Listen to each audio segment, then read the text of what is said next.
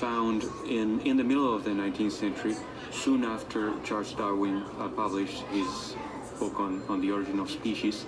It was found in the midst of a huge controversy, the evolutionary debate, and it played such a critical role in turning this evolutionary debate to our understanding of how animals have transformed over time. It became an icon of evolution, some kind of paleontological Mona Lisa. So definitely the role of Archaeopteryx 150 years ago was that role of missing link, that role of intermediate between, on the one hand, animals that looked dinosaurian and animals that were birds, modern birds.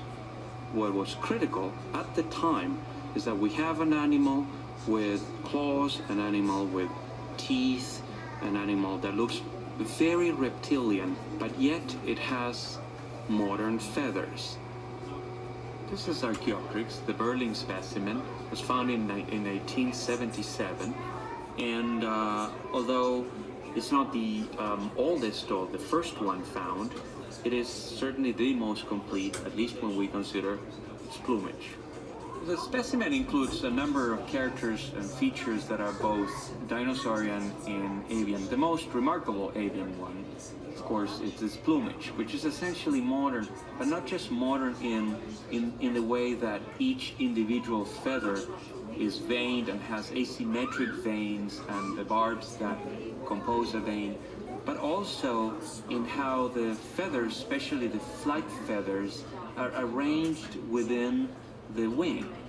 Now it also has flight feathers, or essentially veined feathers, on its tail, and these are arranged in a different pattern than those we see in modern birds, because Archaeopteryx had a long bony tail that is completely abbreviated in extant birds.